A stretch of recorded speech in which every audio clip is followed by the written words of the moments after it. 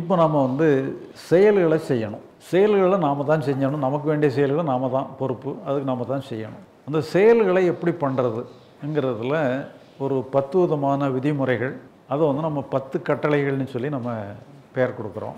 அதையும் நம்ம தெரிஞ்சுக்கிட்டோம்னு சொல்லி சொன்னால் நம்ம வாழ்க்கையில் கொஞ்சம் தடுமாற்றம் இல்லாமல் ஒரு சேஃபாக நம்ம ஒரு செக்யூர்டாக நம்ம நடந்து போகிற மாதிரி இருக்கும். பாதுகாப்பாக நடந்து போகிற மாதிரி இருக்கும். அதனால் அந்த 10 கட்டளைகள் என்னங்கிறத நம்ம தெரிஞ்சுக்கணும். இப்போ அதில் நம்ம இந்த ஞான முகாமுடைய மெயினானது என்னன்னு சொன்னால் அகம் புறம். அதாவது நம்ம அகத்துக்குள்ளே நம்ம என்ன பண்ணணும், புறத்தில் என்ன பண்ணணுங்கிறது. புறத்தில் நம்ம செய்ய வேண்டியெல்லாம் செய்யணும். அகத்தில் நமக்கு ஒரு வேலையுமே கிடையாது. அகத்தில் நாம் வந்து எப்படி இருக்கணும், நம்ம குழந்தை மாதிரி இருக்கணும். அவ்வளோ. அங்கே உங்களுக்கு வேலை இல்லை, நேச்சுரலாக இருக்கணும், இயற்கையாக இருக்கணும். உங்களுக்கு எந்த வேலையுமே கிடையாது. புறத்தில் நீங்கள் செயல்படுறாங்க, ஏன்னா நீங்கள் எஃபிஷியண்ட்டாக செயல்படணும், ஒரு நல்ல முறையில் செயல்படணும், எப்படியெல்லாம் செயல்படணுங்கிற மாதிரி அதுக்குள்ளே நீங்கள் நிறைய திட்டங்களை வகுத்துக்கிடலாம், சில பிரின்சிபல் அடாப்ட் பண்ணிக்கிடலாம், நல்லது கெட்டது எல்லாத்தையும் பார்த்துக்கிட வேண்டியதான், பிளான் பண்ணிக்கலாம், என்ன வேணாலும் பண்ணிக்கிடலாம். அதுக்கு உதவிக்கு நம்ம இறைவனை கூட கூப்பிட்டுக்கிடலாம். ஏதோ ஒரு வகையில் நீங்கள் புறத்தை வந்து நல்ல முறையில் செயல்படணும், ஒரு அறிஞனாக செயல்படணும். அகத்தை பொறுத்த அளவில் இயற்கை தான். அங்கே வந்து உங்களுக்கு வேலையே கிடையாது. அகம் புறம், அகங்கிறது அடுத்து அந்த நம்ம அகத்தை பொறுத்த அளவில் அங்கே ஒரு வேலையுமே இல்லை. நீங்கள் நேச்சுரலாக இருக்கணும், எப்படி இருந்தாலும் ஓகே தான். இப்போ நம்ம வந்து உடலை காப்பாற்றிக்கிடுறதுக்கு நல்ல மெடிசின்ஸ் எல்லாம் சாப்பிட்றோம். மெடிசின் சாப்பிட்றோம், நோய்கள் இருந்தால் குணமாக்குறோம், சில இதுகளெல்லாம் நல்ல சக்தியெல்லாம் வர்றதுக்கு டானிக்கெல்லாம் சாப்பிட்றோம். நீங்கள் நல்லா இருக்கும், நல்லா இருந்தால் தான் செயல்படுறதுக்கு நல்லா இருக்கும். ஏன்னா உங்களுக்கு செயல்பட்டு ஆகணும், செயல்பட வேண்டிய பொறுப்பு உங்களுக்கு இருக்குது. அகத்துக்கு நீங்கள் என்ன பண்ணணும், என்ன டானிக்கை சாப்பிடணும், என்ன மெடிசனை சாப்பிடணும். அகத்துக்கு நீங்கள் பாய்சனை மட்டும் சாப்பிட்டா போதும். நீங்கள் அங்கே இருக்கவே வேண்டியதில்லை, நீங்கள் செத்து போனால் போதும், அவ்வளோதான். நீங்கள் க்ளோஸ் ஆகிடணும், நேச்சுரலாக இருக்கணும். பாய்சனை சாப்பிட்டுட்டு விட்டுற வேண்டியதுதான், எப்படி இருந்தாலும் ஓகேங்கிற மாதிரி. அகத்துக்கு பாய்சன், புறத்துக்கு மெடிசன் டானிக்கெல்லாம் புறத்துக்கு வச்சுக்கிடுங்க. அதனால் அகத்தை பொறுத்த அளவில் ரூல் வேறு, புறத்தை பொறுத்தளவு ரூல் வேறு. அகத்தை பொறுத்தளவு குழந்தை நேச்சுரல், இப்படி இருக்கணும் அப்படி இருக்கணும் பிளான் பண்ணிட்டானா அது குழந்தையே கிடையாது. அது எப்படி வேணாலும் இருக்கலாம், நேச்சுரலாக இருக்கலாம். அதுதான் குழந்தைத்தன்மையாக நேச்சுரலாக இருக்கணும். அகத்தை பொறுத்தளவில் நீங்கள் குழந்தையாக மாறிடணும். உங்களுக்கு வந்து நீங்கள் என்ன பண்ணாலும் கரெக்டு தான். இல்லை தப்புங்கிற நேற்று கூட நம்ம பார்த்தோம், king can do no wrong. அகத்தை பொறுத்தளவு நீங்கள் தப்பே செய்ய முடியாது, யூ கேனாட் டூ ராங். நீங்கள் தப்பே செய்ய முடியாது, நீங்கள் என்ன பண்ணாலும் கரெக்டு தான். புறத்தை பொறுத்தல அப்படி கிடையாது. புறத்தை பொறுத்தல நீங்கள் அறிவாளியாக இருக்கணும், ஒரு அறிஞனாக இருக்கணும். நீங்கள் என்ன பண்ணணுமோ அதுதான் பண்ணணும், பண்ணக்கூடாது. அதனால் இது புறத்துங்கிறது ஒரு ரூல், அகங்கிறது ஒரு ரூல். அதனால் அகத்தை பொறுத்தளவில் நீங்கள் குழந்தையாக இருக்கணும், புறத்தை பொறுத்தல ஒரு அறிஞனாக இருக்கணும். இதுதான் நம்ம 1வது விதிமுறை. இதுதான் 2வது விதிமுறை. இதுவும் ஒரு முக்கியமான ஒன்று, கிட்டத்தட்ட அகம் சார்ந்தது தான். பட் இருந்தாலும் செயல்கள் எப்படி பண்ணணுங்கிறதுல முக்கியமானது. முடிந்து போனதை முடித்து கொள்ள வேண்டும், அடுத்தது என்ன என்று கேட்டு முன்னேற வேண்டும். முடிந்ததை முடித்து கொண்டு அடுத்தது என்ன என்று கேட்டு முன்னேற வேண்டும்ங்கிறது தான் 2வது விதிமுறை. ஏன்னா ஃபிசிக்கலாக முடிஞ்சு போனதெல்லாம் முடிஞ்சு போச்சு. ஆனால் சைக்கலாஜிக்கலாக நம்ம வந்து முடியாமல் அதை பற்றியே நினச்சிக்கிட்டு இப்படி ஆகிப்போச்சு அப்படி ஆகிப்போச்சா நினச்சோன்னா அதில் எந்த லாபமும் கிடையாது. முடிஞ்சதை ஃபிசிக்கலாக முடிஞ்சு போச்சா சைக்கலாஜிக்கலாக முடிச்சுக்கிடுங்க, மனசளவுலையும் இதை முடிச்சுக்கிடுங்க. அடுத்தாப்பில் நீங்கள் வந்து அடுத்தது என்னங்கிறதுக்கு வந்துடுங்க. ஏன்னா ஒவ்வொன்றுக்கும் அடுத்த ஸ்டெப் இருக்கும். முடிஞ்சு போனது முடிஞ்சு போச்சு. இப்போ நம்ம உறவினர் ஒருத்தர் இறந்து போயிடுறாரு, இறந்து போனவருக்கு என்ன வைத்தியம் பார்க்குறது? ஆனால் மனசுக்கு சும்மா இருக்காது. அந்த ஹாஸ்பிட்டலுக்கு போயிருக்கலாம், அந்த டாக்டரை பார்த்துருக்கலாம், இந்த மருந்தை அப்ளை பண்ணியிருக்கலாம், அந்த இது பண்ணியிருக்கலாம்னு சொல்லி இது ஏதோ ஒன்று ட்ரீட்மெண்ட் கொடுத்துட்டே இருக்கும். அந்த இது வேண்டாம், அது முடிஞ்சு போச்சு. அது ஃபிசிக்கலாக முடிஞ்சு போச்சுன்னா சைக்கலாஜிக்கலாக முடிச்சுக்கிடுங்க. முடிஞ்சு போனது முடிஞ்சு போச்சு. அடுத்தது என்ன, இப்போ நம்ம செய்கிறதுக்கு என்னங்கும் போது உங்கள் கவனத்தை அங்கே திருப்புங்க. சிந்தனை செயல்களெல்லாம் அதை நோக்கி திருப்புங்க. அடுத்தது என்னங்கிறத நோக்கி போயிருங்க. இல்லை முடிந்ததை முடித்து கொண்டு அடுத்தது என்ன என்று கேட்டு முன்னேற வேண்டும்ங்கிறது தான் வந்து 2வது விதிமுறை. 3வது விதிமுறை, ஒரு செயலை செய்யணும்னு முடிவு பண்ணிட்டோம், அந்த செயலை செய்கிறது எப்படி, நம்ம என்ன செய்கிறது. இப்போ அந்த காலங்களெல்லாம் பார்த்தீங்கன்னு சொன்னால் சில கதைகளில் வரும், ஒருத்தன் வந்து இறைவனை நோக்கி தவம் பண்ணுவான். இறைவன் அவனுக்கு காட்சி கொடுத்து, ஐயா பக்தா உனக்கு உன்னுடைய வரத்தை மெச்சினோம், உனக்கு என்ன வரம் வேண்டும் நீட்டு சொல்லி கேட்போம். எனக்கு அது வேணும் இது வேணும்னு சொல்லி அவன் கேட்டு வாங்கிடுவாங்க. இந்த வரங்கிறது வேறு ஒன்றுமே கிடையாது, நீங்கள் எடுக்கிற முடிவு தான் வரம். ஒவ்வொருத்தரும் நாம் வந்து ஏதாவது ஒரு செயலை செய்கிறதுக்கு முன்னால் நம்ம ஒரு முடிவு எடுத்துக்கணும், இந்த செய்யணும்னு முடிவு எடுத்துக்கிட்டோம். நீங்கள் என்ன வேணாலும் முடிவெடுங்க, அந்த முடிவில் மாற்றம் பண்ணாதுங்க. இந்த முடிவை மாற்றிக்கிட்டே இருந்தேன்னா இன்றைக்கி ஒரு முடிவு எடுப்பேன், இன்றைக்கி இது செய்யணும்னு முடிவு எடுப்பேன், நாளைக்கு செய்ய வேண்டாம்னு முடிவு எடுப்பேன், அப்படி போயிட்டே இருக்கக்கூடாது. நான் அதை செய்வேன், எனக்கு முதல்ல ஒரு இந்த இதை வாங்குறதுக்காக நான் ஒரு முயற்சி பண்ணுவேன், இல்லை வேண்டாம் அதை நான் அடுத்த நாள் வேறு ஒன்று வாங்குறதுக்கு முயற்சி பண்ணுவேங்கிற மாதிரி நேரத்துக்கு ஒன்றும் முடிவை மாற்றிட்டே இருக்கக்கூடாது. ஏதோ ஒரு முடிவு எடுங்க, அந்த முடிவில் அப்படியே இருங்க. இப்போ சிலவங்க இந்த மோட்டிவேஷ்னல் ஸ்பீச்சர்ஸ் எல்லாம் வந்து என்ன பண்ணுறாங்கன்னு சொன்னால், நீங்கள் எதை அடையணும்னு நினைக்கிறீங்களோ அதை அடைஞ்ச மாதிரியே கற்பனை பண்ணுங்கங்கிற மாதிரிலாம் சொல்லுவாங்க. அந்த மாதிரி போனோன்னா நிறைய பேருக்கு மைண்டெல்லாம் பேதலிச்சுது. யாருக்கும் ஒருத்தர் சக்ஸஸ் ஆகுது. நிறைய பேர் என்னன்னு சொன்னால் அவங்க அடைஞ்ச மாதிரி கற்பனை பண்ணுவாங்க. ஆனால் யதார்த்தம் நடக்காதுங்கும்போது அப்புறம் அவங்களுக்குள்ளே சண்டை வந்துடும். நாம் எவ்வளோ தான் கற்பனை பண்ணி பார்க்குறோம் நடக்க மாட்டாங்கன்னும்போது ஒரு செல்ஃப் கனெக்டேஷன் நிறைய சைக்கலாஜிக்கல் பேஷண்ட்டாக மாறிடுவாங்க. அப்படிலாம் நிறைய பேர் நம்மகிட்ட வராங்க. எல்லாம் அந்த மாதிரி போக வேண்டாம். நீங்கள் முடிவு எடுத்துடுங்க, முடிவை மட்டும் மாற்றாதுங்க. அவ்வளோதான். நீங்கள் என்ன அடையணும்னு நினைக்கிறீங்களோ அதை முடிவாக எடுத்துக்கிடுங்க. அதான் வரம்பு. இறைவன் வரம் கொடுக்கறதும் ஒன்று தான், நீங்கள் முடிவு எடுக்கிறதும் ஒன்று தான். அதனால் ஒரு முடிவு எடுத்து நீங்கள் என்ன செய்கிறா இருந்தாலும் ஒரு முடிவு எடுத்துக்கிடுங்க. இப்போ அதே மாதிரி இந்த தவம் பண்ணுற மாதிரியே தவம் பண்ணி இறைவன் வரம் கொடுக்குறாருன்னு வச்சுக்கிட்டோம். அது ஒரு இது. இன்னொரு சீன் இதே மாதிரி ஒருத்தர் தவம் பண்ணுறாரு. இந்த தவத்தை கலைக்கிறதுக்கு ஒருத்தர் ஏதோ ஒன்று பண்ணுறாரு. அப்போ அந்த தவத்தை இவர் இந்த அந்த தவம் பண்ணவருக்கு கோபம் வந்தது. எப்படி நீ என்னுடைய தவத்தை கலைக்கலான்னு சொல்லி சாபம் கொடுத்துறாரு. நீ நாயா போ பேயா போன்னு சாபம் கொடுத்து. அந்த சாபங்கிறது வேறு ஒன்றுமே கிடையாது. நம்முடைய நெகட்டிவ் தாட்டுக்கு பேர், நெகட்டிவ் கன்க்ளூஷனுக்கு பேர் தான் சாபம். நாமளே ஒரு முடிவு எடுத்துடுறோம். நம்ம ஒரு வேலை செய்யணும்னு முடிவு எடுத்துருப்போம். இந்த வேலை நம்மளாலாம் முடியாதுன்னுட்டு சொல்லி ஒரு முடிவு எடுத்துட்டோம்னு சொன்னால் நெகட்டிவ் எமோஷன் நெகட்டிவ் தாட் வந்துட்டுன்னு அர்த்தம். அது நம்ம பாசிட்டிவ் தாட்டெல்லாம் அரெஸ்ட் பண்ணிடும். நம்ம ஒரு வேலையை செய்யணும்னு நினைப்போம். இது நமக்கு சக்ஸஸ் ஆகவே ஆகாதுன்னு நம்ம மனசு சொல்லிட்டுன்னு சொன்னால் அந்த முடிவுக்கு நம்ம போயிடும். அப்போ ஒவ்வொரு கணந்தோறும் நம்மளை அறியாமலே ஏதோ ஒரு முடிவு எடுத்துக்கிட்டு தான் இருக்கும். டே டு டே லைஃப்பில் பார்த்தீங்கன்னு சொன்னால் உங்களை அறியாமலேயே நீங்கள் ஏதோ ஒரு முடிவில் தான் வேலை செய்கிறீங்க. நம்மளோட ஒவ்வொரு தாட்டுமே ஒரு முடிவு தான். ஒவ்வொரு தாட்டுமே ஒரு கன்க்ளூஷன் தான். ஒவ்வொரு திங்கிங்குமே ஒரு கன்க்ளூஷன் தான். எதையாவது ஒரு முடிவு எடுத்துக்கிட்டே இருப்பீங்க. அந்த முடிவு பாசிட்டிவாக இருந்ததுன்னா உங்களை என்கரேஜ் பண்ணி கூப்பிட்டு போகும். நெகட்டிவாக இருந்தால் உங்களை பிளாக் பண்ணி போட்டுரும். அதனால் நீங்கள் நீங்களாக ஒரு முடிவு எடுத்துக்கிடுங்க. நீங்களாக எடுக்கிற முடிவு ஒரு பாசிட்டிவாக ஒரு முடிவு எடுத்து. இன்னும் உங்களை அறியாமல் சில நேரம் நெகட்டிவான முடிவு தான் உங்களை அறியாமல் வரும். பாசிட்டிவான முடிவு நிறைய நேரங்களில் வராது. அதனால் என்னென்னு சொன்னால் ஒரு பாசிட்டிவான முடிவை மட்டும் எடுக்க வேண்டியது உங்கள் கடமை. பாசிட்டிவான முடிவை எடுத்துட்டிங்கன்னு சொன்னால் அதை நீங்கள் திருப்பி ரினியூவல் பண்ண வேண்டிய அவசியம் இல்லை. நீங்கள் ஒரு ஊருக்கு போகணுன்னு முடிவு பண்ணிடுங்க. பிறகு அந்த இதை நீங்கள் மாற்றுறதுக்கு இதெல்லாம் வேண்டாம். அது பெண்டிங்களோடு வச்சுக்கிடலாம். அந்த முடிவை மாற்றாதுங்க. இன்றைக்கி போக முடியல, சரி டிக்கெட்டை கேன்சல் பண்ணி இன்னொரு நாளைக்கு கூட போடுங்க. சிலவங்க இதே மாதிரி தான் காலையில் எழும்பணுன்னு சொல்லி 5 மணிக்கு அலாரம் வச்சுருப்பாங்க. அலாரம் அடிக்கும்போது தான் முடிவை மாற்றுவாங்க. நான் அலாரம் 5 மணிக்கெல்லாம் வேண்டாம், தூக்கம் அவ்வளோ சுகமாக இருக்குது, 5 மணியெல்லாம் வேண்டாம், நாளைக்கு பார்த்துக்கலான்னு சொல்லி. சரி இருந்தாலும் பரவாயில்ல, அதுக்காக நீங்கள் அன்னைக்கு கூட எழும்ப வேண்டாம், அன்னைக்கு கூட படுத்து கன்டினியூ பண்ணிடுங்க. ஆனால் அதுக்காக நீங்கள் அலாரத்தை மாற்ற வேண்டாம். அது அடுத்த நாள் அடிக்கட்டும். ஒரு 10 நாள் கழிச்சாவது நீங்கள் பள்ளியோட 5 மணிக்கு எழும்பிடுங்க. அந்த முடிவை மட்டும் மாற்றாமல் வச்சுக்கிடுங்க. எந்த முடிவாக இருந்தாலும் ஒரு நல்ல முடிவாக எடுங்க. அந்த முடிவை மாற்றாமல் வச்சுக்கிடுங்க. இப்போ நம்ம ஒரு முடிவு எடுத்துட்டோம். அந்த முடிவை செயல்படுத்துறது எப்படி? இப்போ நம்ம மனசு எப்போவுமே என்னன்னு சொன்னால் கொஞ்சம் நேரம் அந்த வேலையை செய்யணும்னு ஒரு நேரம் சொல்லும், பிறகு இது வேண்டான்னு சொல்லுவோம். இப்போ மனசு எப்போவுமே செய்யணும் செய்ய வேண்டான்னு சொல்லி அங்கேயும் இங்கேயுமா ஊஞ்சல் ஆடிக்கிட்டே இருக்கும். இப்போ அதில் ஏதாவது ஒரு ஸ்டாண்ட் எடுங்க. ஒன்று செய்யணும்னு முடிவெடுங்க, இல்லைன்னா செய்ய வேண்டாங்கிற முடிவு. செய்ய வேண்டான்னாலும் பரவாயில்ல, அது வேண்டாம், சரி வேண்டாம்னா முடிச்சுக்கிடுங்க. பிறகு செய்யணும், நீங்கள் செய்ய வேண்டான்னு முடித்த பிறகு செய்யணும்னு நினைக்காதுங்க. எதையாவது ஒன்று டெலிட் பண்ணிடுங்க. ஒன்று செய்ய வேண்டான்னு முடிவெடுங்க, அல்லது செய்யணும்னு முடிவு, ஏதாவது ஒரு ஸ்டாண்ட் எடுங்க. சில நேரங்களில் நீங்கள் ஒரு வேலை செய்யணும்னு வச்சுருப்பீங்க, அந்த சூழ்நிலை மெச்சூர்டாக இருக்காது, இன்னும் கொஞ்சம் டைம் தேவைப்படும்.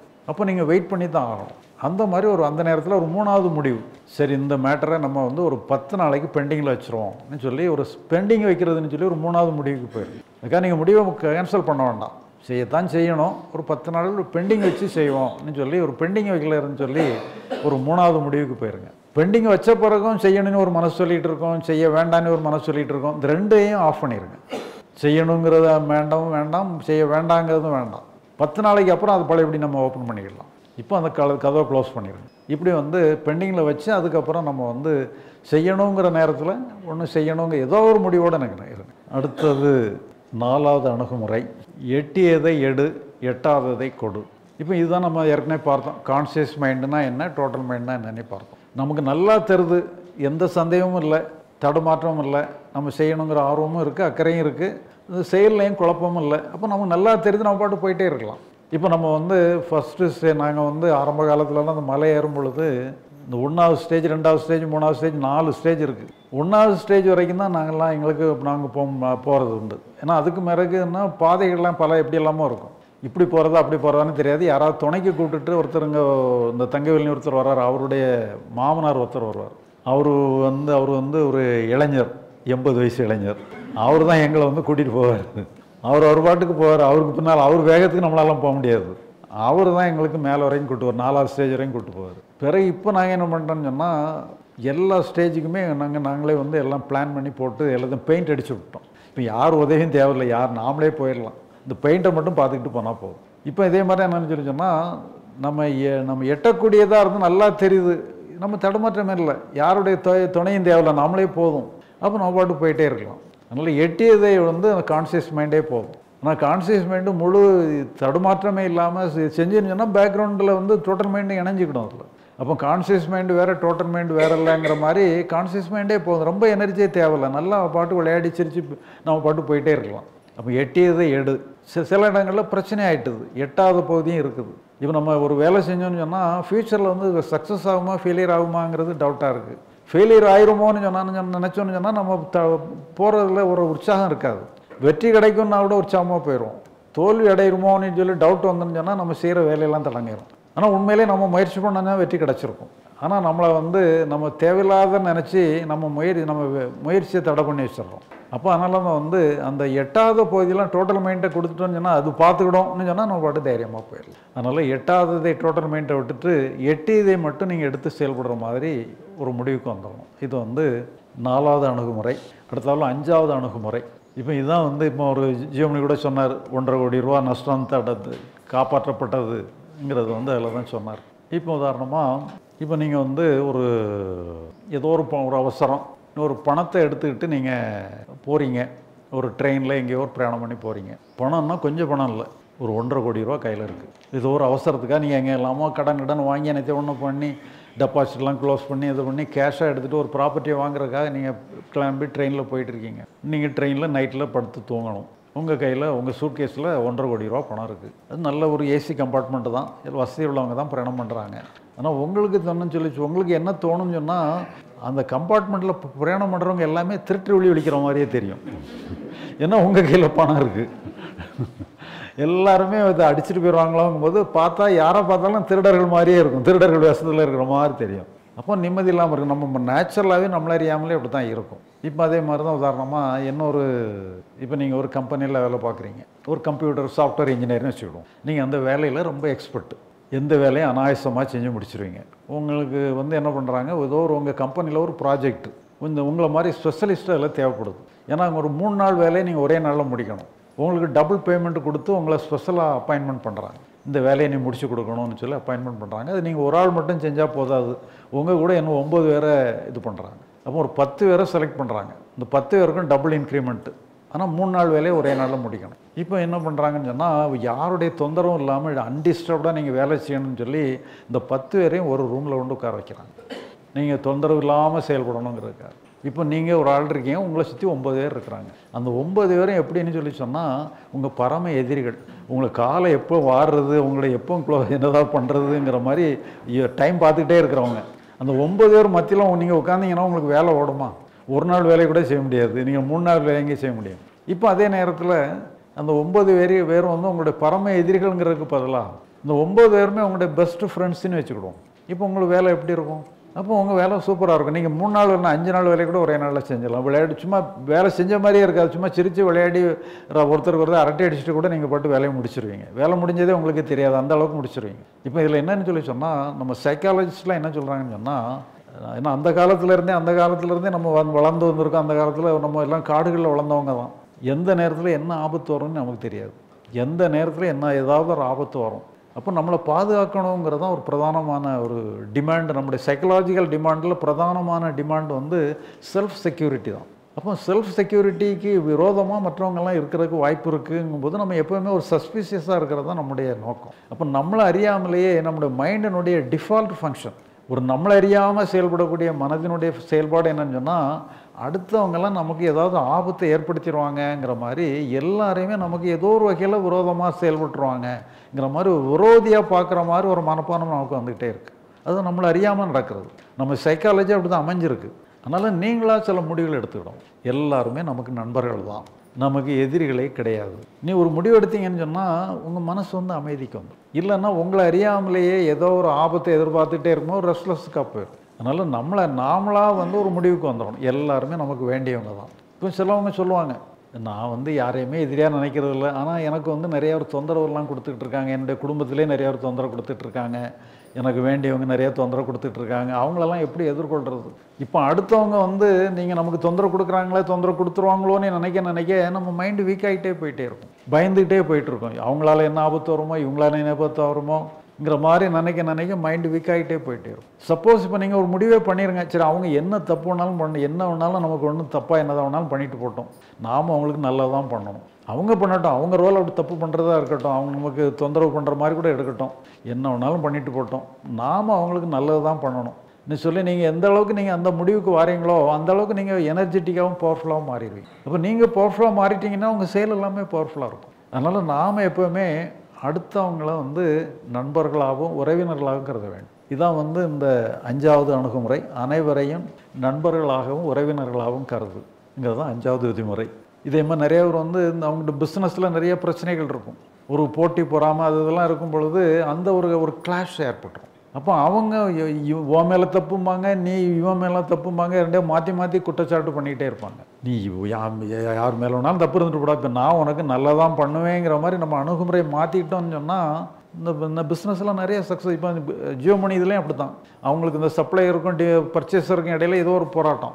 அப்போ இவரை நீங்கள் விட்டு கொடுத்து போய் அவங்களுக்கு நல்லது பண்ணுற மாதிரி ஒரு ரோலுக்கு நீங்கள் ப்ளே பண்ணுங்கள், எல்லாமே சரியாயிரும்னு பிறகு அவருக்கு இதாகி 1.5 கோடி ரூபா அவருக்கு சேவ் ஆச்சு. அதே மாதிரி நாம் வந்து நம்முடைய ரோல் வந்து எல்லாரையும் நண்பர்களாக பாவிச்சு நல்லதே பண்ணணுங்கிற முடிவாகும்போது நம்ம செயல்லாம் ஒரு எனர்ஜெட்டிக்காக மாறிடும். அப்போ அதில் அந்த சூழ்நிலையே மாறி போயிடும், இந்த அணுகுமுறையே மாறி போயிடும். நாம் மாறின உடனே அவங்களும் மாறிடுவாங்க.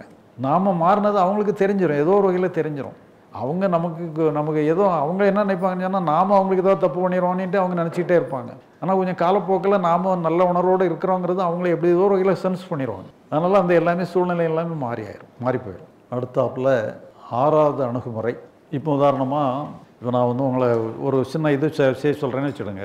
நீங்கள் காலையில் மீட்டிங்கில் இருக்கும்போது காலையிலேருந்து சாயங்காலம் வரைக்கும் இந்த காலை இப்படியே தட்டிக்கிட்டே இருங்க. ஒரு காரணமே சொல்லலை, ஒரு காரணம் கிடையாது, இதனால் லாபம் கிடையாது நஷ்டம் கிடையாது, இருந்தாலும் சும்மா சொல்கிறேன், நீங்கள் தட்டிக்கிட்டே இருங்க சொல்கிறேன். அதனால் நீங்களும் அப்படி தட்டிக்கிட்டே இருக்கீங்க. இப்படி காலையிலேருந்து சாயங்காலம் வரைக்கும் தட்டிக்கிட்டே இருந்தீங்கன்னு சொன்னால் பிறகு என்னச்சுன்னா உங்களை அறியாமலேயே யாருமே சொல்ல வேண்டியதில்லை, சும்மா தேவையில்லாத நேரத்தில் சும்மா தட்டிக்கிட்டே இருப்பீங்க. அப்படி ஒரு ஹேபிட் உங்களுக்கு ஃபார்ம் ஆயிரும். ஏன்னா நம்ம இதிலே வந்து பார்த்தீங்கன்னு சொன்னால் ஏதோ ஒரு வகையான ஃபங்க்ஷன் வந்து ஒரு மெக்கானிக்கல் ஃபங்க்ஷன் இருக்குது. அது நம்ம அறிவுபூர்வமாக செய்கிறதில்ல, நம்மளை அறியாமலே ஆட்டோமேட்டிக்காக இருக்குது. இந்த ஒரு வேடிக்கையாக ஒரு கதை சொல்லுவாங்க. இப்போ நம்ம 4 காலம் வச்சு 2 காலம் வச்சு நடக்கிறோம், சில 4 காலம் வச்சு நடக்கிறோம். எந்த காலம் முன்னால் வைக்கணும், எந்த காலம் பின்னால் வைக்கணுங்கிறதுலாம் சில இதுகள். இப்போ உதாரணமாக பார்த்தீங்கன்னா அதே மாதிரி ஒரு ஆமை வந்து இந்த 1000 கால் பூச்சி இருக்கு இல்லையா, அதுக்கிட்ட போய் எனக்கு ஏற்ற மாதிரி சொல்லுச்சு. எப்போ நான் வந்து 4 கால் வச்சு நடக்கிறேன், எனக்கே சில நேரங்களில் இடறி விழுந்துடுறேன், நீ வந்து 1000 நிறைய கால் வச்சுருக்கேன், நீ எந்த காலம் முன்னால் வைப்பா எந்த காலம் பின்னால் வைப்பான்னுட்டு கேட்டிருக்கு. அப்போ அதுவும் கொஞ்சம் நேரம் யோசித்து பார்த்துருக்கு. நம்ம எந்த காலம் முதல்ல வைக்கணும் அதுக்கு நடக்கவே முடியல. நம்மளை அறியாமன்னா நான் எப்படி வேணாலும் நடந்துடும். ஆனால் அவன் யோசித்து பார்த்து எதை முன்னால் வைக்கணும் பின்னால் வைக்கணும்னு சொன்னால் குழம்பிடும். அதனால் சிலதெல்லாம் தானாக நடக்கும். அப்படி ஒரு சிஸ்டம் நமக்குள்ளே இருக்குது, ஒரு மெக்கானிக்கல் ப்ராசஸ் இருக்குது. இப்போ இதனால் என்னென்னு சொல்லி சொன்னால் ஒரு நல்ல பழக்கங்கள் நம்ம எதையோ ஒன்று பழகிட்டோம்னு சொன்னால் அது நம்ம அதுக்கு முயற்சி பண்ண வேண்டியதில்லை, நம்மள அறியாமலே வந்துக்கிட்டு இருக்கும். மோசமான பழக்கங்களும் அதே மாதிரி நம்மளோட சேர்ந்துடும். சிலவங்களாம் பார்த்தீங்கன்னு சொன்னால் ட்ரிங்க்ஸில் இருந்தோ ஸ்மோக்கில் இருந்து விடுபட முடியாதுன்னு சொல்லுவாங்க. ஏன்னா அவங்க பிறக்கும்போது ட்ரிங்க்ஸோடையும் ஸ்மோக்கிங்கோடையும் பிறந்தாங்க, அது பின்னால் வந்து சேர்த்துக்கிட்டது தான். அவங்க சேர்த்தது ஏதோ அவங்க பர்த் ரைட்டு மாதிரி பழகிட்டே இருப்பாங்க. அது விடவே முடியாது, நான் விடணும்னு நினச்சாலும் விட முடியலாம்பாங்க. ஆனால் அதெல்லாம் என்னென்னு சொல்லி சொன்னால் அப்படி நம்மளை வந்து சேர்ந்து ஆக்கிரமிச்சுக்கிடுது. சரி, இப்போ இது மோசமான பழக்கம் ரைட்டு. நல்ல பழக்கங்கள் வந்து அதே மாதிரி விடாமல் இருந்தால் நல்லது தானே. அது சிலவங்க வந்து அதே மாதிரி கூட சொல்லுவாங்க, ஒரு அடிக்ஷன் சொல்லி பேர் கொடுப்பாங்க. அந்த அடிக்ஷனோட ஒருத்தர் போட்டிருந்தார், எத்தனையோ அடிக்ஷன்ஸ் இருக்குது, நீங்கள் டெய்லி காலையில் வாக்கிங் போகிற அடிக்ஷனுக்கு மாறிடுங்கம்பாரு.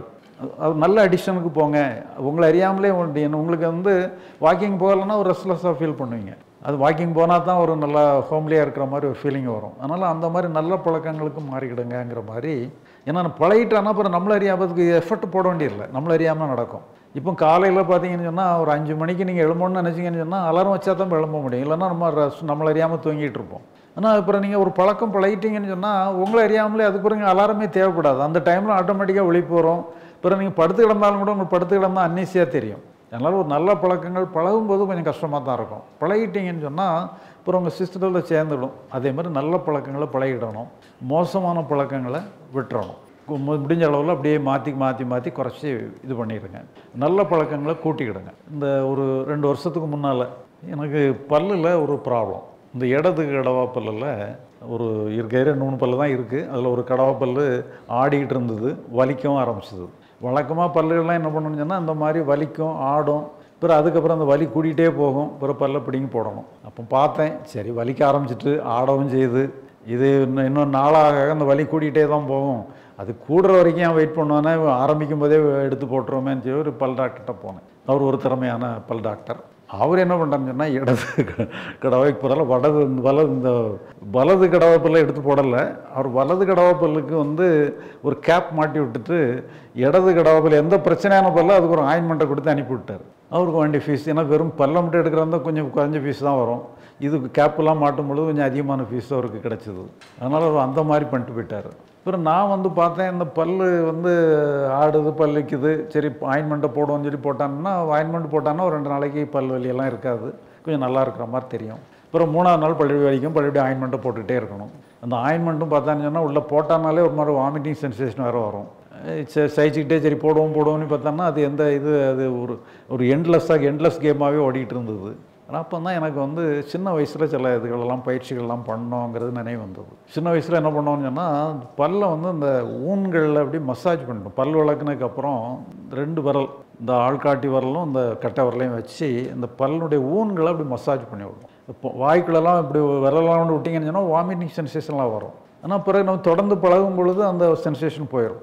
நாங்கள் அப்படியெல்லாம் பண்ணிகிட்டு இருந்தோம். பண்ணிகிட்டு இருக்கும் பொழுது அந்த நேரத்தில் பல்லு நல்லா, சின்ன வயசில் பல்லு நல்லா தான் இருக்கும். அப்படி பண்ணினாலும் நல்லா தான் இருக்கும், பண்ணலனாலும் நல்லா தான் இருக்கும். பிறகு என்ன பண்ணிச்சுன்னு சொன்னால், சரி எப்படினாலும் நல்லா தான் இருக்குது, எதுக்கு போட்டு இந்த மாதிரி இதெல்லாம் பண்ணிகிட்டு இருப்பானா, வாமிட்டிங் சென்சேஷன் வேறு வருதுன்னுட்டு சொல்லி அதுக்கு அப்படியே தான் விட்டுட்டோம். பிறகு இப்போ அந்த டாக்டர் வந்து இப்படிலாம் பண்ணிட்டாரா, சரி அப்போ பழையபடி நான் இப்படியெல்லாம் மசாஜெல்லாம் பண்ணணுமே, இந்த ஸ்டேஜில் அதுக்கு ஏதாவது பிரயோஜனம் இருக்குமா இல்லையா தெரியலையே, சரி எதுக்கும் காசாக பணமா, சரி முயற்சி பண்ணி பார்ப்போமேன்னு சொல்லி ஒரு வாரம் தான் பண்ணினேன். அந்த பல்லு வலியும் போயிட்டு அந்த பல்லு ஆட்டமும் நின்று போச்சுது. நான் இப்போ தொடர்ந்து பண்ணிகிட்டு இருக்கேன். பார்த்தீங்கன்னு சொன்னால் இப்போ 2 வருஷம் ஆச்சு, அந்த பல்லுக்கு எந்த பிரச்சனையும் கிடையாது, நல்லா தான் இருக்குது. இப்போ இதே மாதிரி தான் ஒருத்தர் இங்கே மெடிக்கல் இதோட சம்மந்தப்பட்டவர் நிறைய ஒரு ஹாஸ்பிட்டலில் ஒர்க் பண்ணுறவர், அவரும் இதை ட்ரீட்மெண்ட் பண்ணி அவருடைய பல்லும் சரி ஆகிட்டு. அவர் வந்து இப்போ டென்டல் டாக்டர்ஸ்லாம் நிறையா இருக்கிறாங்க, அதுக்கு மத்தியில் தான் அவர் வேலை பார்க்குறாரு. இந்த டாக்டர்ஸ் சொன்னால் டாக்டரெல்லாம் நம்ப முடியல, அது எப்படி ஆடுற பல்லு எப்படி சரியாகும் இன்னும் சொல்லி அவங்க கேட்குறாங்க. ஆனால் இதெல்லாம் வந்து நேச்சுரலாகவே நடக்குது. இப்போ இதெல்லாம் என்ன சொன்னால், நமக்கு வந்து அந்த நேரத்தில் அதுக்கு சில பழக்கங்களில் வந்து நல்ல பழக்கங்கள் வந்து சில நேரத்தில் அந்த நேரத்தில் தேவைப்படாது. நீங்கள் இப்போ சின்ன வயசில் வந்து மசாஜ் பண்ணாலும் நல்லா தான் இருக்கும், பண்ணலாம் நல்லா தான் இருக்கும். ஆனால் இப்போ அதே நேரத்தில் அந்த இதை நான் கண்டினியூ மட்டும் பண்ணியிருந்தேன்னு சொன்னால் நிறைய பல்லுகளை காப்பாற்றிருக்கலாம். இப்போ எங்கேயோ ஒரு இடத்துல கண் கட்ட பிறகு சூரிய நமஸ்காரங்கிற மாதிரி எங்கேயோ ஒரு லேட்டர் ஸ்டேஜில் தான் பிறகு அது தெரிஞ்சு இப்போ இதை கடைசி நேரத்தில் ஒரு பல்லரை காப்பாற்றிருக்காங்க. இப்போ இது வந்து கொஞ்சம் ஆரம்ப காலத்துலேருந்தே பண்ணிட்டீங்கன்னு சொன்னால் நிறைய பேருக்கு அதே மாதிரி நிறைய நல்ல பழக்கங்கள் இருக்குது. என்னால் அம்மா ஒவ்வொரு எக்ஸசைஸ் பண்ணுறது, கண்ணுக்கு சில பயிற்சிகள் இருக்குது, காதுக்கு சில பயிற்சிகள் இருக்குது, அப்படியெல்லாம் சில பயிற்சிகள், மூட்டுகளுக்கெல்லாம் பயிற்சி இருக்குது. ஒரு வயசுக்கு மேலே இந்த மூட்டுகள்லாம் நிறையா பிரச்சனைகள் வந்துடும். அதெல்லாம் சின்ன வயசுலேருந்தே அப்படியே பண்ணிகிட்டே வந்தீங்கன்னு சொன்னால் பிற்காலத்தில் அதெல்லாம் வராமல் போயிடும். அதனால் அந்த நல்ல பழக்கங்களை வந்து பழகும் பொழுது கொஞ்சம் பெருசாக தெரியும். பழகிட்டிங்கன்னா உங்கள் சிஸ்டத்தில் சேர்ந்துக்கிடும், அது ஒரு சிரமமே இருக்காது. அதனால் அந்த நல்ல பழக்கங்களை கூட்டிக்கிடணும், மோசமான பழக்கங்களை நம்ம குறைச்சிக்கணும். இதுதான் வந்து 6வது அணுகுமுறை. 7வது அணுகுமுறை, நமக்கு வந்து இன்பம் வேணுமா துன்பம் வேணுமான்னு சொன்னால் யாரும் வந்து துன்பத்தை யாருமே எதிர்க்க மாட்டாங்க, இன்பம் தான் வேணும்னு சொல்லுவாங்க. ஆனால் இன்பம்னா என்னன்னு சொன்னால் நம்மளை அப்படியே முடக்கி போட்டுரும், நம்மளை மெய் மறந்து உட்காந்துரும், நம்மளை மறந்துடும். அப்போ நமக்கு வந்து ஒரு ஆக்கப்பூர்வமான பணிகளுக்கு வந்து அது உதவியாக இருக்காது. அதனால் ஆக்கப்பூர்வமான பணிகளுக்கு வந்து இன்பங்கள் வந்து தடை தான். இன்பங்களை வந்து ஒரு பாய்சனி தான் எடுத்துக்கிடணும், நம்மளை முடக்கி போடக்கூடிய ஒரு பாய்சன். அதே நேரத்தில் துன்பங்கள் வந்து ஏதோ ஒரு பிளஸ்ஸிங் இன் டிஸ்கைஸுங்கிற மாதிரி ஏதோ ஒரு மாறு வேஷத்தில் வந்த பிளஸ்ஸிங்ஸ் தான். நமக்கு ஏதோ ஒரு அனுகூலம் பண்ணுறதுக்காக தான் நமக்கு துன்பங்களும் துயரங்களும் வருது, பிரச்சனைகளும் வருது. அதனால் நம்ம வந்து நமக்கு வரக்கூடிய துன்பமான அம்சங்களெல்லாம் ஏதோ நமக்கு ஒரு சாதனை படைக்கிறதுக்காக வந்த சோதனைங்கிற மாதிரி நம்ம எடுத்துக்கிடணும். இதே மாதிரி ஒரு கிராமிய கதை. அந்த கதையில் என்னன்னு சொன்னால், ஒரு கிராமத்தில் ஒரு பெரிய பணக்காரன். அந்த கிராமத்தில் உள்ள முக்கால்வாசி சொத்து அவனுக்கு தான். அவ்வளோ பெரிய பணக்காரன். அவனுக்கு ஒரே ஒரு மகன். அவன் என்னன்னு சொன்னால் ஒரு ஊதாரித்தனமாக செலவு பண்ணி அவன் நிறைய கெட்ட சகவாசங்கள், அதனால் தாறுமாறாக செலவு பண்ணிக்கிட்டு இருக்கான். அப்போ அவனுக்கு என்ன பண்ணாச்சுன்னா, அவன் கல்யாணம் பண்ணி வச்சா நல்லா ஆயிடுவான்னு சொல்லி பார்த்து இவன் கல்யாணம் பண்ணி வைக்கிறாங்க. ஒரு குழந்தெல்லாம் பிறந்துடுது. அப்படின்னாலும் அவன் திருந்துற மாதிரி தெரில. கெட்ட சவாசங்கள் பண்ணி பணத்தை தாறுமாறாக வேஸ்ட் பண்ணுறோம். அப்போ தாப்பனார் சொல்லி நல்லம்மா சொல்லி பார்க்குறாரு, கேட்குற மாதிரி தெரில. அவர் தாயும் இறந்து போயிடுது, தாப்பனார் மட்டும்தான் இருக்கான். அவருக்கும் வந்து என்ன சொன்னால் இவனை சரியில்லையேங்கும்போது அவனுக்கும் ஒரு இதாகிடுது. மனைவியும் குழந்தைய கூட்டிகிட்டு அவளும் போயிடுறா. இவன் தாப்பனும் மகனும் தான் அங்கே இருக்கிறாங்க. தாப்பனை வந்து தன் மகனை திருத்த முடியலேன்னு சொல்லி வருத்தத்தில் கடைசியில் சொல்கிறான், எப்போ நம்ம வந்து இந்த ஊர்லேயே பெரிய ஆள் நாம தான், நம்ம வீடை வந்து அரண்மனைன்னு சொல்லுவாங்க, நீ எந்த கஷ்டம் வந்தாலும் இந்த வீட்டை மட்டும் வித்துறாத. அப்படி வீட்டை விற்கிற மாதிரி ஒரு சூழ்நிலை வந்துன்னு சொன்னால் நான் உனக்கு சில ஏற்பாடுகள் பண்ணி வச்சுருக்கேன்னு சொல்லி ஒரு இந்த ரூமில் சில ஏற்பாடுகள் பண்ணி வச்சுருக்கேன், அதன்படி நடந்துக்கன்னு சொல்லிவிட்டு அந்த தாப்பனார் செத்து போயிடுறாரு. ஆனால் இவனுக்கு அதை மைண்ட் பண்ணலை. இவன் போன போக்கில் தான் நடந்துகிட்டு இருக்கான். உதாரித்தனமாக செலவு பண்ணுறான், நிறையா கடன்கள் வாங்குகிறான், பழையபடி சொத்துக்களெல்லாம் விற்று கடனெல்லாம் அடைக்கிறான். அப்புறம் ஒரு கட்டத்தில் என்னன்னு சொன்னால் கடன் தான் பெருசாக இருக்க வழியே இவனுடைய சொத்துக்கள்லாம் சுருங்கி போயிடுது. ஒரு கட்டத்தில் பார்த்தீங்கன்னா வீட்டை தவிர வேறு ஒன்றும் கிடையாது, கடன் மட்டும்தான் இருக்குது. கடன் மட்டும்தான் இருக்கும்போது என்னன்னு சொன்னால் நண்பர்களும் ஓடிடுறாங்க. அப்புறம் இவன் மட்டும்தான் தனியாக இருக்கான். இந்த வீட்டை விற்றாலும் கூட கடன் அடைக்க முடியாதுங்கிற மாதிரி ஒரு கட்டம். அப்போ என்ன பண்ணுறான்னு சொல்லி சொன்னால், சரி நம்ம என்ன பண்ணனாலும் கடன் அடைக்க முடியாது, நாமளும் நம்ம நண்பர்கள் நம்மளை விட்டு போயிட்டாங்க, ஆறுதல் சொல்கிற கூட யாருமே கிடையாது, பேசாமல் தூக்க மாட்டி செத்து போயிடுவான்னு சொல்லி முடிவு பண்ணி ஒரு தூக்கு கயிறை தேடுறான், எங்கேயாவது தூக்க மாட்டி செத்துடலான்னு. அப்போ தான் அவன் தாப்பனார் சொன்னது யார் நினைவுக்கு வருது. என்னதோ சொன்னான், உனக்கு ஏதோ அந்த வீடை விற்கிற மாதிரி ஒரு சூழ்நிலை வந்துன்னு சொன்னால் உனக்கு சில ஏற்பாடுகள் பண்ணி வச்சுருக்கேன்னு சொன்னானேன்னு சொல்லி அப்படியே தேடி பார்க்குறான். அந்த ரூமை போய் திறந்து பார்க்குறான். திறந்து பார்த்தோன்னா அங்கே ஒரு தூக்கு கயிறு தொங்கிட்டு இருக்கு. அதில் ஒரு சீட்டை எழுதி தொங்க விட்டுருக்காரு. இந்த வீடை விற்கிற மாதிரி ஒரு சந்தர்ப்பம் இருந்ததுன்னா வீட்டை விற்காத, அதுக்கு பதிலாக இந்த தூக்கு கயிறில் தூக்கு மாட்டி செத்து போயிருன்னு சொல்லிட்டு வச்சுருக்கேன்.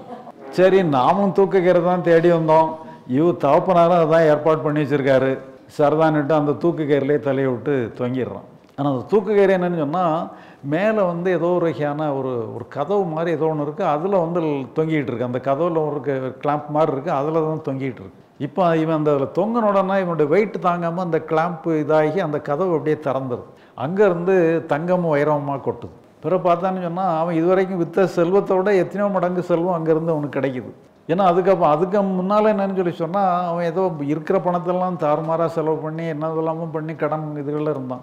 இப்போன்னு சொல்லி சொன்னால் அவனுக்கு அளவு படந்த செல்வம் வருது, எல்லா கடனையும் அடைக்கிறான், நண்பர்களையும் புரிஞ்சுக்கிட்டான், எல்லாரும் தேவைக்கு தான் இப்படி தான் வருவாங்க, நம்மளை கெடுக்கிறதுக்கு தான் வருவாங்க, யாருக்கும் இந்த இல்லைன்னு சொல்லி அவங்கள எல்லாரையுமே அண்டர்ஸ்டாண்ட் பண்ணிக்கிடுறான். அப்புறம் மனைவி மக்களும் திரும்பி வந்துடுறாங்க.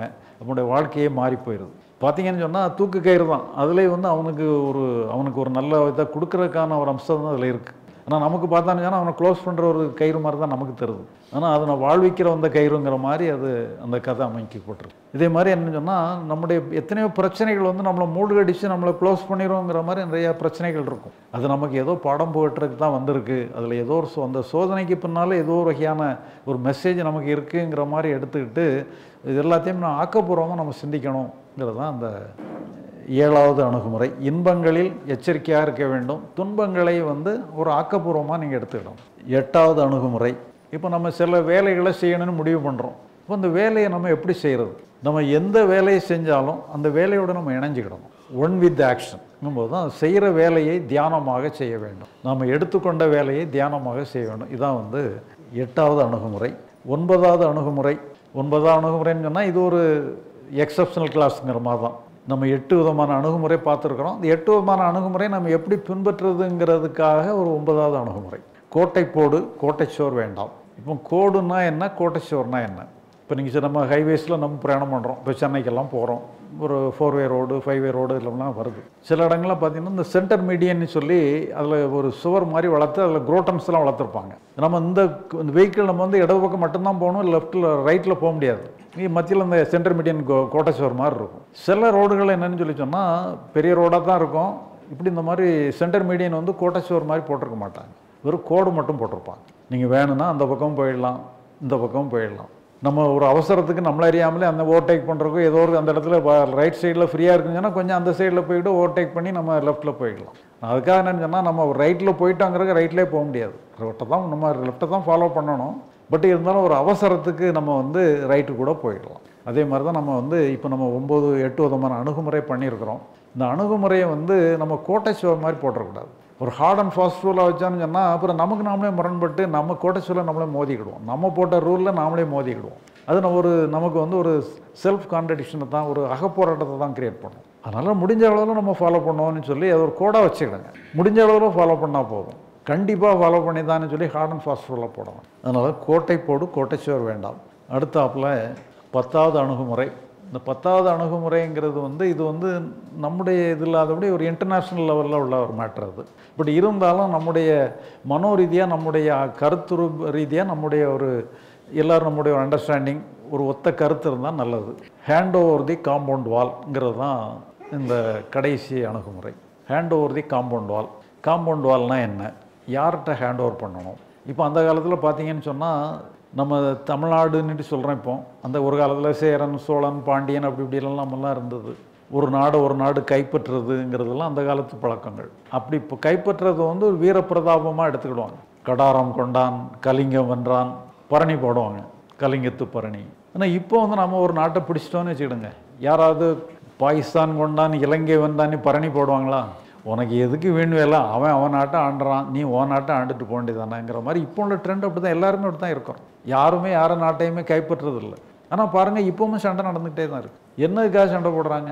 சண்டை போடுறவங்ககிட்ட கேட்டாலே அவன் அடித்தா நானும் அடிக்கேன் அப்படின்னு தான் சொல்லுவாங்களே. எதுக்காக, எந்த நோக்கமுமே கிடையாது. இப்போவுமே போர் நடந்துக்கிட்டு தான் இருக்குது. இதெல்லாம் தேவையில்லாத ஒன்று. இப்போ இதில் என்னன்னு சொல்லி சொன்னால், நிறைய பிரச்சனைகள் காரணம்னு சொல்லி சொன்னால், நம்ம எல்லைக்கோட்டு பக்கத்தில் நாம் கொண்டு ஆர்மியை நிப்பாட்டோம்னா அடுத்த பக்கம் நாட்டுக்காரனா அவனும் ஆர்மியை கொண்டு நிப்பாட்டோம். அவன் அந்த எல்லைக்கோட்டத்துக்கு எதையோ ஒன்று பண்ணி, எல்லைக்கோட்டை நமக்கு எதுக்கு? யாருமே எந்த நாட்டையும் கைப்பற்றணுங்கிற நோக்கிட்ட யாருக்குமே கிடையாது. ஆனால் இருந்தாலும் எல்லைக்கோட்டை போட்டு வச்சு ஆர்மியை கொண்டு நிப்பாட்டுற வேலையை எல்லோரும் பார்த்துக்கிட்டே இருக்கோம். நமக்கும் ஆர்மின்னுட்டு ஒன்று வச்சுருக்குறோம். எந்த நேரத்துலையும் நம்ம சண்டைக்கு தயாருங்கிற மாதிரி நிறைய வெப்பன்ஸ் தயார் பண்ணி வச்சுருக்குறோம். கோடி கோடியாக வெப்பன்ஸை தயார் பண்ணி வச்சுருக்கோம். இதெல்லாம் என்னென்னா அந்த வெப்பன்ஸும் எப்படி என்னென்னா பெர்மனெண்ட்டாகவும் இருக்காது. 10 வருஷத்துக்கு அப்புறம் அந்த அவ்வளோ வெப்பன்ஸையும் தூக்கி கடலில் போட்டுட்டு புதுசாக வெப்பனை தயார் பண்ணுவோம். இப்போ இதனால் என்ன சொன்னால் எக்கனாமிக்கல் வேஸ்ட், எல்லாமே வேஸ்ட். இப்போ இதனால தான் நம்ம என்ன இதை பீடியாக சொல்கிறோன்னு சொல்லி சொன்னால், இந்த எல்லைக்கோடுகளை மட்டும் ஒரு காமன் இன்ஸ்டியூஷன், இப்போ ஐநா சபைனிட்டு இருக்குது. எல்லைக்கோடுகளை பராமரிக்க வேலையை நாங்கள் பார்த்துக்கிட்டோம். நீ உங்கள் வேலையெல்லாம் உங்கள் நாட்டுக்குள்ளே வச்சுக்க, அடுத்த நாட்டுக்குள்ளே எட்டியே பார்க்காத. உன் இராணுவம் இருக்கிற இராணுவத்தை கூட வச்சுக்க. இராணுவத்தை வேணால் சிவில் இராணுவமாக மாற்றிக்க, கன்ஸ்ட்ரக்டிவ் ஆர்மியாக மாற்றிக்க, டிஸ்ட்ரக்டிவ் ஆர்மியாக வேண்டாம். இவன் ஆக்கப்பூர்வமான பணிகளுக்கு இராணுவத்தை பயன்படுத்திக்கலாம். இப்போ சில நேரங்களில் பார்த்தீங்கன்னா வெள்ளங்கள், சேதங்கள் ஏற்படுது, புயல் நிவாரணம்னு சொன்னால் ஆர்மியை கொண்டு இறக்கி விட்ருவாங்க. எல்லா வேலைகளும் அவங்க செய்வாங்க. எல்லா வேலையும் ஆர்மியை பயன்படுத்திக்கலாம். சில நாடுகளெல்லாம் என்ன சொன்னால் எல்லாருமே ஒரு 5 வருஷம் ஆர்மியில் இருக்கணும்னு சொல்லி கட்டாய ரூல் அது. இப்போ அதே மாதிரி நாமளுமே ஒரு ரூல்ஸ் வச்சுக்கலாம்.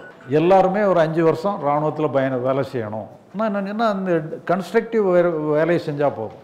எல்லா வேலைகளையும் அவங்களே செஞ்சால் போதும். நமக்கு வேலையே செய்ய வேண்டியதில்லை. நாம் என்டர்டெயின்மெண்ட் பண்ணிகிட்டு இருந்தால் கூட போதும். ஒரு 5 வருஷம் மட்டும் நம்ம ஒர்க் பண்ணால் போதும். வேறு தேவையில்லை. நமக்கு என்ன தேவை இருக்குது? நம்ம தங்குறதுக்கு வீடு வேணும், சாப்பிட்றதுக்கு சாப்பாடு வேணும். மற்றபடி நம்ம என்னென்ன வேணுமோ எல்லாத்தையுமே கவர்மெண்ட்டே கொடுத்துருவோங்கிறதுக்கு போதும். இவ்வளோதான். எல்லாருமே ஒரு 5 வருஷம் உழைச்சா போதும். பார்த்தீங்கன்னு சொன்னால் வாழ்க்கை முழுசும் உழைச்சிக்கிட்டு ஒருத்தருக்கு ஒருத்தர் இது பண்ணி நம்ம சொத்துக்களெல்லாம் சேர்த்துக்கிட்டே இருக்கோம். அதெல்லாம் தேவையே கிடையாது. சும்மா தேவையில்லாமல் நிறைய இதுகளை பண்ணிவிட்டு சும்மா பணத்தை சேர்க்க வேண்டிய அவசியம் இல்லை. ஒருத்தருக்கு ஒரு வீடு இருந்தால் போதும், 10 வீடு வச்சுப்பார். எதுக்கு 10 வீடு எதுக்கு வாடகை கொடுறதும் பாரு. இதெல்லாம் எதுக்கு தேவையில்லை? தேவையே இல்லை.